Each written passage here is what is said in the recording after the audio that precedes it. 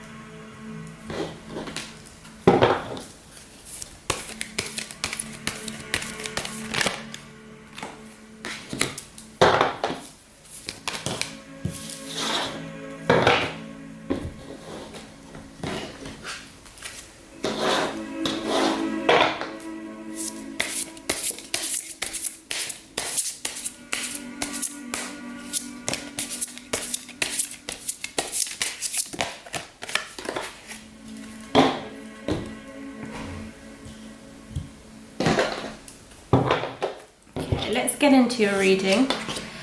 So we've got the King of Pentacles, Queen of Wands, and Six of Swords.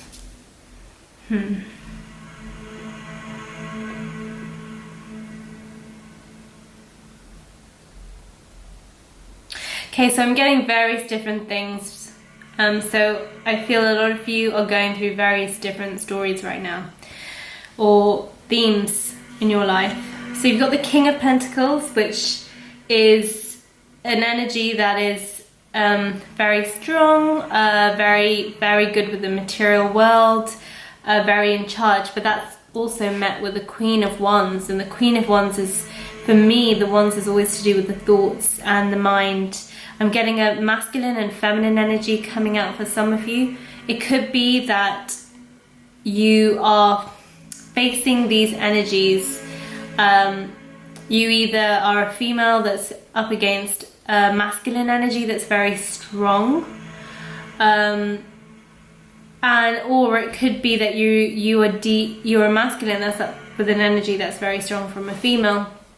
And it's really looking at two different aspects, balancing the materialistic with, so the material world, the pentacle world, with the wands, the thoughts.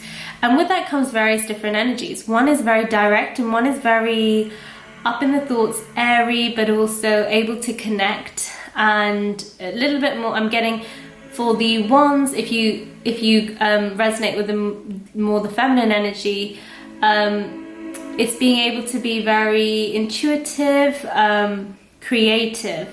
The pentacles is very much to do with being driven, being able to do things routinely and structured. But then you've got the Six of Swords. So for some of you, it could be letting go of certain ways that you've done stuff. So it could be a work situation, or it could be a romantic situation where you and your partner have various different ways of doing things, or the person that you're interested in, you have very different energies. And that's challenging on both sides. So it could go for a business situation, a work situation, or it could go for a partner or someone of interest. But I'm seeing two very strong energies that are playing out in your life, and you sit on either one. So it could be that you resonate more with this driven pentacle energy that you have, and you're finding it very difficult to deal with the feminine energy that is got a very different way of doing things. But what it's doing is it's asking you to let go of the swords and trying to do things differently. Be more open-minded. Let go of things that actually constructed you in a certain way. So for instance, if you're more going towards the feminine energy and you need to maybe embody some structure, be very open to receive different ways of doing things.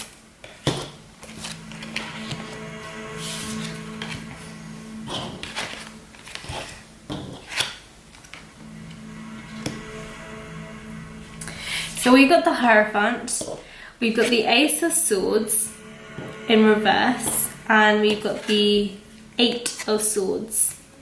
So the Hierophant for me represents, it could be for those who are going through a personal relationship. It feels like it could be something to do with having trust of a higher guidance, but also adhering to the the order and religious ways, or the way things happen. So the order, I'm getting order. For some it could be to do with the order in which things are happening. But in a work situation, if it's to do with work, I feel that the Ace of Swords is in reverse, meaning that if you don't find that middle ground and you don't let go of those swords, you could find yourself in this Eight of Sword energy, and that's on both parts. Feeling that you can't trust. I think there's for a lot of you, I think trusting a different way, or trusting another person, trusting what you don't see. Say it's a skill, like say if you don't have a certain skill that someone else has, or someone else is showing a different way of doing things, let's say that, a different way of doing things, and you don't trust it because you've never done things like that. You've never done it in that method, in that way. So you automatically feel you don't trust the person, you don't trust the method. And I think what it's telling you overall, whether it be for relationships or business, is that you need to be more trusting and more open to different ways of doing things. So seeing things from different perspectives, but also coming to the awareness and knowledge that different energies are good at different things, and that's what I'm really feeling, is being able to trust, because you're up against a very strong energy that is very different to yours on whichever way you sit. So we've got the Archangel Michael, which is all to do with Archangel Michael's all to do with, you know, clearing and removing any cords or negativity. So again, it can be that you hold certain perceptions and you need to get rid of it to be more open. But what's also interesting is that the cards have got, so you've got the Six of Swords, which is to do with walking away, letting go of the swords, letting go of that which held you back, so that you can start looking at things differently. Like she's looking openly at the clouds. She's not holding on to, well, she's let go of the swords. She's no longer holding on to the swords that bind her or hold her back from a certain way of thinking. But then you've also got walking away in reverse. So I get, for some of you, I'm finding you are meant to walk away, see things differently, but you are finding it very difficult to let go of these swords. You're finding it very difficult to let go of your perception. And this could be a thing about perception, and and I feel maybe Saturn's starting to test you in terms of how willing are you to open up. We all are like this. It's very difficult once we have done things a certain way to really see there being another way, but this energy is coming in very strong, and I think you're feeling it, and you feel like you have to either put up a fight, or you feel like quite troubled by the strong energy which is meeting you. But remember, we meet each other as mirrors, so it's a mirror to show you to become more open, but to also know that there's different ways, there's different elements of an individual that you can take and integrate within yourself. And then you've got the Magician as your overall card. And what I'm getting is that it's for you to become like the magician.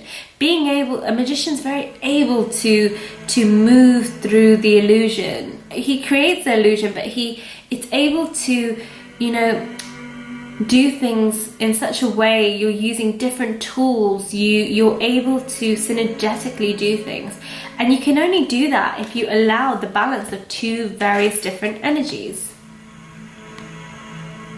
You have to be in a position to let go of what has held you back from gaining perspective.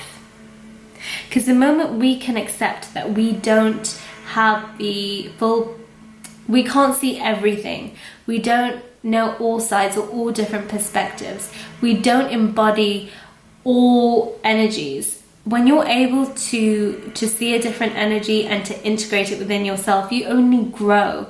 And it's not to feel afraid, because I feel a lot of you might feel fear because you're so determined and you're so forthright, and you go for your goals, hardworking, you go for your goals.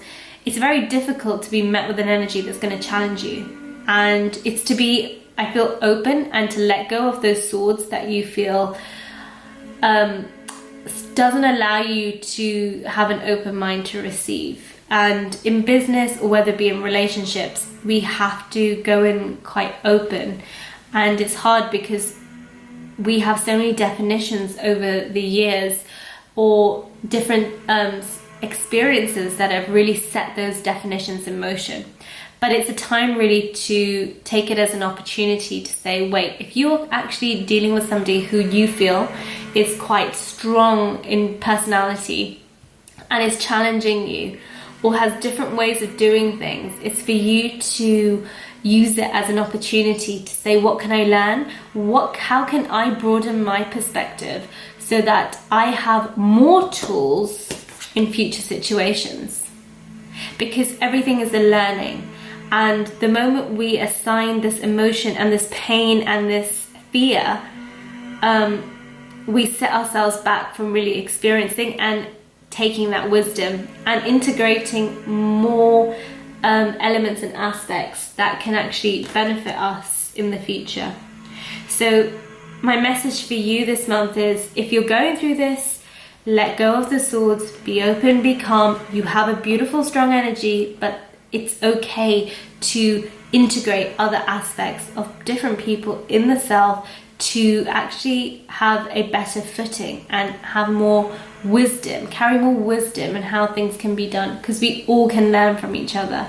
And that's something to be aware of. What you may find on the counter side though is somebody might find your energy being quite invasive, as what those who are going through this may feel. And what you need to do is make sure that you are aware and are very soft and gentle in the way in which you give information.